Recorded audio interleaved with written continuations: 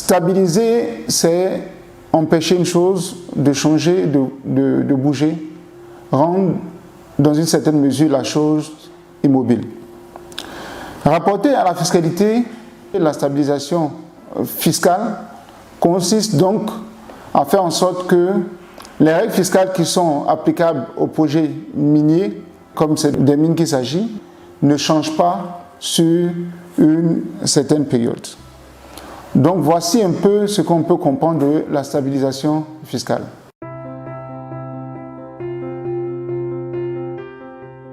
Il faut retrouver donc les bases juridiques de la stabilisation fiscale au niveau des sociétés minières, au niveau du Code minier. Le Code minier de 2003 l'a prévu en son article 93 et le Code minier de 2015 prévoit donc la même règle de stabilisation, la règle de stabilisation en ses articles 169 et suivants. Il faut le souligner, il faut le noter, qu'il existe des différences notables entre les différents codes en ce qui concerne le contenu, la consistance de la règle de la stabilisation. Pendant que dans le code de 2003, la stabilisation couvrait non seulement les règles relatives au taux, mais également à l'assiette, dans le cadre du code minier de 2015, on remarque que la stabilisation est limitée au taux, donc au tarif fiscal notamment. Ça, c'est le premier élément de différenciation entre les dispositions du code minier de 2003 et de 2015. Le second élément de différence entre ces deux codes réside dans le fait que, au niveau du code minier de 2003, donc notamment à l'article 93, il n'est pas prévu donc que la stabilisation puisse prendre fin, donc ne puisse pas couvrir donc les prorogations de durée de vie du projet minier. Il est simplement dit que la règle de stabilisation couvre donc la société pendant la période de validité du permis. Tandis que dans le code minier de 2015, il est bien mentionné, précisé que la règle de stabilisation, la stabilisation qui est accordée donc au projet, ne couvre que la durée initiale, excluant en fait des prorogations de durée de vie de la mine qui pourrait donc intervenir de façon ultérieure. Donc voici deux grandes différences en ce qui concerne donc l'approche de la stabilisation dans le code minier de 2003 et l'approche qui est faite dans le code minier de 2015.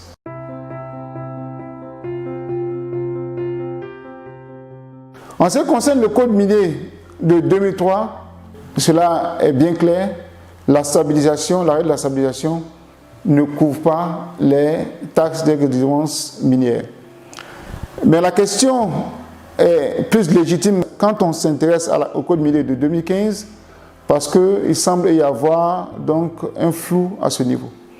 Mais ce que nous pouvons retenir, c'est que l'analyse de l'ensemble du dispositif législatif, combiné donc à la doctrine administrative, permettent de conclure que,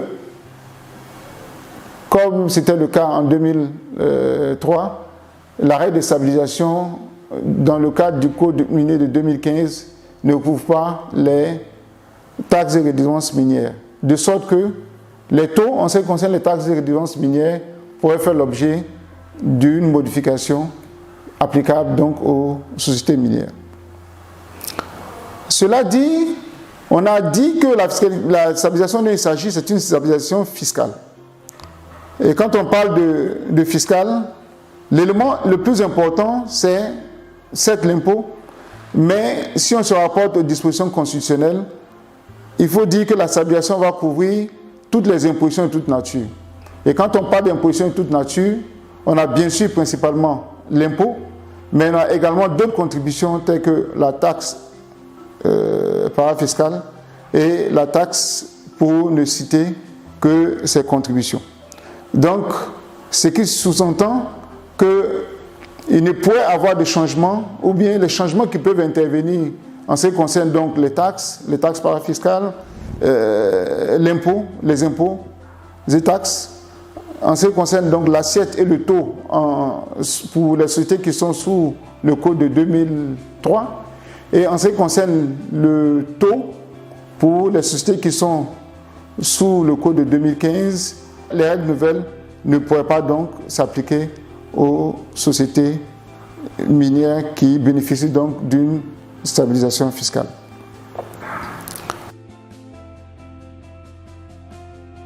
Il faut rappeler qu'il existe en matière de stabilisation deux modèles, deux règles dans le principe.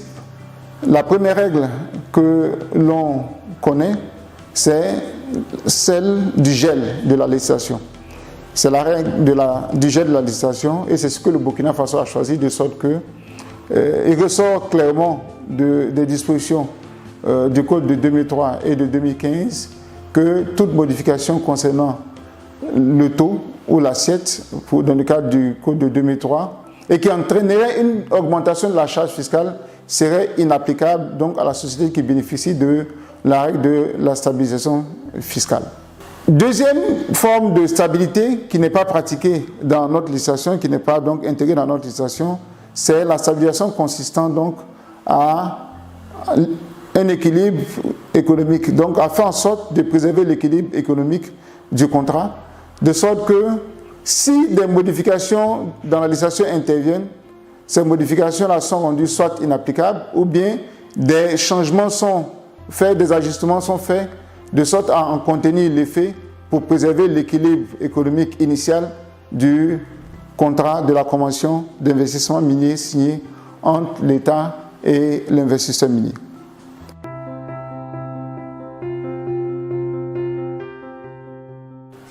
Est-ce que la règle de la stabilisation est une règle légitime? Elle n'est pas légitime? N'est-elle pas légitime? Le débat est âpre et on se rend bien compte de cela au jour le jour. Sur la question, ce qu'on peut dire, c'est qu'un principe est clair, celui selon lequel il appartient, et c'est un droit pour le législateur, de modifier la législation. Donc le législateur ne saurait donc renoncer à son droit de modification de la législation. Rappelons à toutes fins utiles que le droit est un fait social et à partir du moment où le droit est un fait social, le droit se doit de s'adapter aussi bien donc à l'espace qu'au temps, de sorte que avec l'évolution, il est important pour le législateur donc d'adapter les règles fiscales à l'évolution. Cela dit, le fait que l'on puisse changer de législation, notamment en matière fiscale, peut avoir un impact négatif sur non seulement la décision d'investir, mais également et surtout sur la viabilité d'un projet. Parce que pour aborder un projet, lorsqu'on fait l'étude de faisabilité, notamment d'un projet minier, on se base sur les règles fiscales qui existent au moment donc du lancement de ce projet-là. Et donc, si les règles viennent à changer de façon sensible, de façon importante, cela peut donc compromettre la viabilité du projet. Et c'est en cela que réside l'intérêt de la règle de la stabilisation, qui est une règle qui va permettre donc de renforcer le crédit de l'investisseur dans la législation du pays et notamment de diminuer le risque souverain dans le cadre des paramètres qui peuvent influencer l'investissement. Et on sait que lorsque on veut investir, il y a un paramètre qui est pris en compte, c'est le risque souverain. Et le fait que la législation puisse changer, n'est pas stabilisée, peut influer négativement sur ce risque souverain-là. Et donc stabiliser la législation a un intérêt, c'est d'influer, donc de faire en sorte que le risque souverain puisse être le plus bas possible, de sorte à ce que l'intérêt des investisseurs soit le plus important possible. Deuxièmement, on peut rechercher les fondements de la stabilisation d'un point de vue théorique dans la règle de la prévisibilité fiscale. C'est un principe qu'abordent de nombreux chercheurs en matière fiscale, et notamment le professeur Jean Schmitt, qui en parle énormément dans son livre consacré donc aux principes fondamentaux de la fiscalité.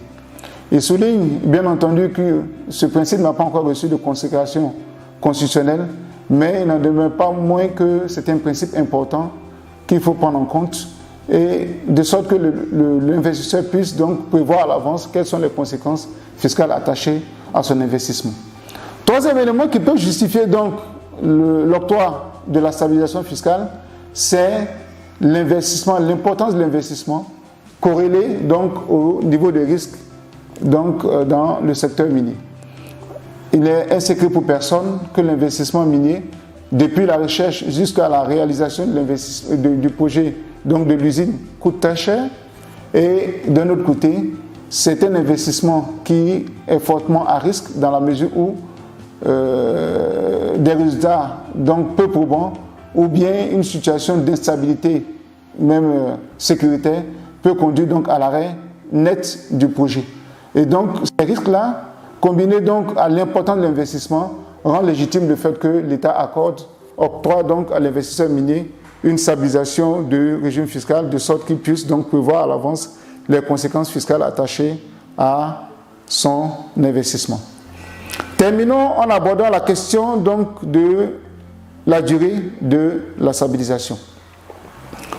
Comme je l'ai dit, et je l'ai dit tantôt dans mon intervention, la stabilisation dans le cadre du Code minier de 2003 couvre la durée de validité du permis minier. La stabilisation dans le cadre du Code minier de 2015 couvre la durée initiale, exclusion faite des prorogations de durée de vie. Il y a une question qui est souvent abordée dans le cadre de l'opinion publique qui concerne donc le fait, la possibilité pour des sociétés minières de pouvoir renouveler, sinon de pouvoir recourir à des subterfuges de changement de personnes pour donc continuer de bénéficier de l'arrêt de la stabilité fiscale. Si l'on regarde la législation, cela ne saurait se faire parce que, bien entendu, les changements de dénomination sociale, n'entendant pas de changement de personne juridique, ce qui est le plus important, c'est le titre minier. C'est le titre minier auquel est indexée la stabilisation. Donc, quelles que soient les personnes qui vont détenir le titre minier, à partir du moment où le titre minier a une durée de validité, c'est cette durée de validité qui compte. Donc, les changements subséquents de propriétaires n'ont aucun effet sur la durée de validité du titre minier. Donc, il s'agit donc pour les autorités administratives d'être vigilantes sur ce point pour s'assurer de ce que la durée qui est convenue dès le départ est la durée qui est respectée pour l'octroi des avantages fiscaux. C'est le lieu pour nous d'attirer l'attention des pouvoirs publics, notamment des autorités municipales, des collectivités, sur la nécessité pour elles de s'intéresser à la question fiscale pour voir quelles sont les limites de leur action en matière fiscale et si cela s'avère nécessaire, de pouvoir donc prendre des conseils auprès des spécialistes en la matière, car le spécialiste de la fiscalité n'est pas là seulement pour conseiller les sociétés, mais également à vocation à conseiller toute personne, toute entité qui a besoin donc d'être éclairée sur des aspects de fiscalité.